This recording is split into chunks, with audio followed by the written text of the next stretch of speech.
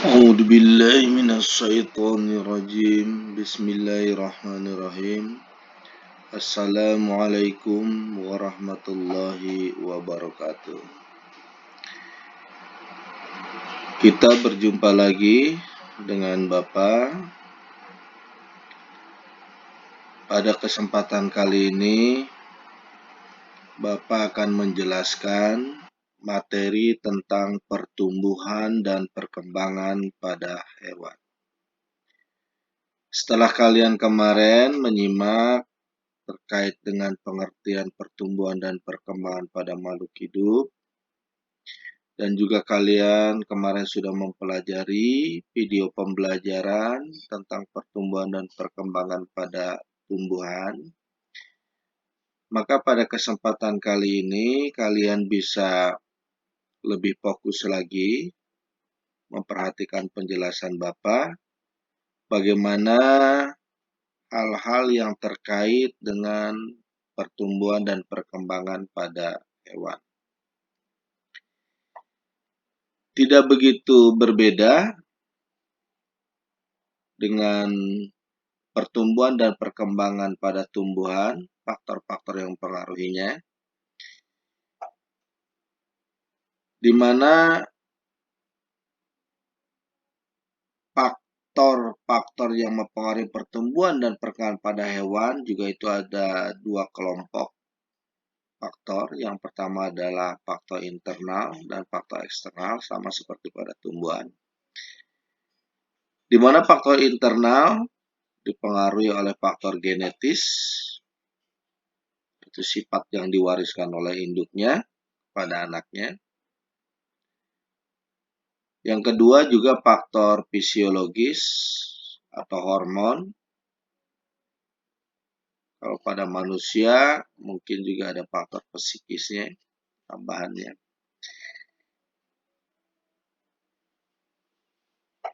Kemudian yang kedua, faktor eksternal. Secara umum hewan itu dipengaruhi oleh habitatnya, kemudian oleh iklim. Iklim ini juga nanti terkait dengan ekosistemnya atau biomanya, dan juga cuaca yang mempengaruhi kelembaban udara, pH lingkungan, dan sebagainya. Dan yang terpenting, faktor eksternal yang mempengaruhi pada pertumbuhan dan perkembangan hewan, itu hampir sama seperti pada tumbuhan, itu juga faktor nutrisi. Anak-anakku sekalian, dalam kesempatan kali ini, Bapak akan membahas beberapa hal yang terkait dengan pertumbuhan dan perkembangan pada hewan, di mana nanti Bapak akan membahas tentang tahap yang terjadi pada proses perkembangan embrio, mulai dari fase morula, fase blastula, fase gastrula, kemudian proses diferensiasi dan organogenesis pada sel-sel embrio tersebut. Kemudian juga bagaimana tahap pasca perkembangan embrio, di mana ada proses regenerasi ataupun metamorfosis, perbedaannya seperti apa. Bisa kalian simak materinya berikut. Yang pertama, pada perkembangan embrional atau embrio hewan, khususnya setelah mengalami proses pembentukan zigot, di mana sel ovum telah dibuai oleh sel sperma dan menghasilkan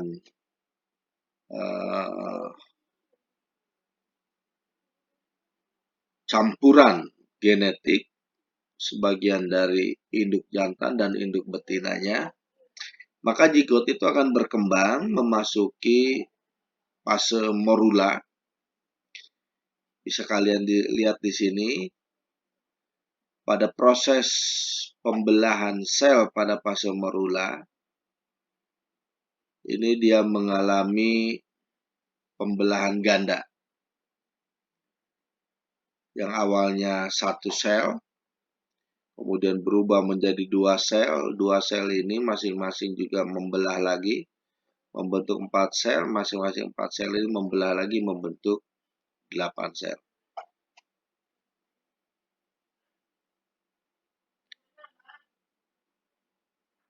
Nah, ini yang disebut dengan pembelahan biner. Kemudian pada fase blastula, sel embrional hewan itu akan membentuk semacam rongga blastosol di antara kutub fungsional dan kutub vegetatif. Kemudian dari fase blastula ini, maka dia akan masuk ke fase ketiga, yaitu fase gastrula, di mana pada proses gastrulasi ini, blastula yang sudah terbentuk, ya, blastosolnya itu akan berkembang seperti ini. Di mana nanti pada kelompok makhluk hidup triploblastik, maka akan terbentuk 3 komponen lapisan pada gastrula. Di mana ada lapisan yang terluar, ini yang disebut dengan lapisan ektoderm. Kemudian ada lapisan dalam, nah ini yang disebut endoderm. Dan ada lapisan di antara keduanya, yaitu di antara ektoderm dan endoderm, yaitu lapisan mesoderm. Ini untuk makhluk hidup triploblastik. Nah, setelah itu sel hewan tersebut akan mengalami diferensiasi dan organisasi sesuai dengan kebutuhan secara fisiologisnya ataupun secara morfologisnya, maka anatomi dari setiap hewan itu akan berbeda satu sama lain. Nah, contohnya di sini ada kelompok hewan yang tidak memiliki selom, aselomata. Kemudian ada juga hewan yang memiliki selom, yaitu kelompok selomata, dan ada yang di antara keduanya atau yang semu, yang disebut dengan pseudoselomata. Nah, contoh makhluk hidup atau hewan yang tidak memiliki selom atau selomata, yaitu cacing planaria, di mana dia hanya memiliki rongga kecil seperti ini, sebagai rongga dari tubuhnya. Kalau yang kelompok pseudoselomata atau selom semu, di mana rongga usus atau rongga tubuhnya dengan bagian luar tubuhnya ini ada rongga tetapi tidak begitu berkembang. Nah, ini contohnya pada jenis cacing atau permes. Berbeda pada kelompok hewan yang sudah memiliki selom, di mana bagian tubuhnya selain memiliki rongga usus sebagai rongga tubuhnya, juga di antara bagian tubuh luarnya ya, itu ada semacam ruang atau rongga di antara keduanya dan jelas rongga tersebut. Nah, ini maka kelompok selomata memiliki struktur atau tubuhnya seperti ini. Jadi antara rongga utus di dalamnya dengan bagian tubuh luarnya itu ada semacam rongga. Nah, ini yang selom yang sesungguhnya.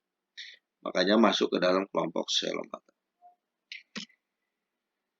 Anak-anakku sekalian, perkembangan dan pertumbuhan pada hewan bukan terjadi pada masa embrional saja, tetapi setelah dewasa, hewan ini pun mampu mengalami regenerasi dan metamorfosis.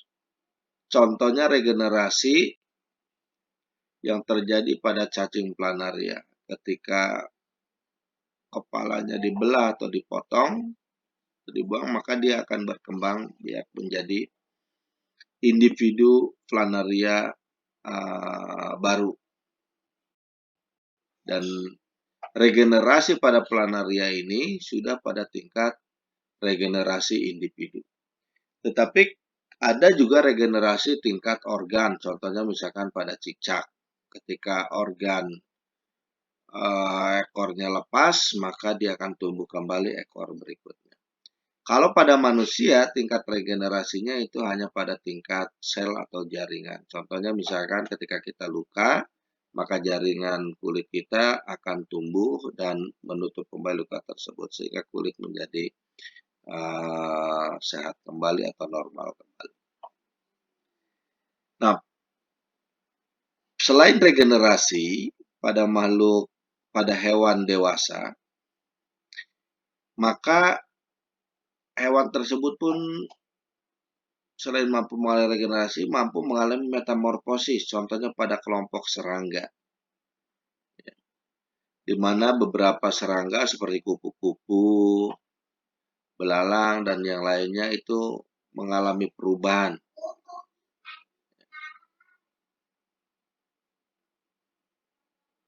secara morfologi tumbuhnya.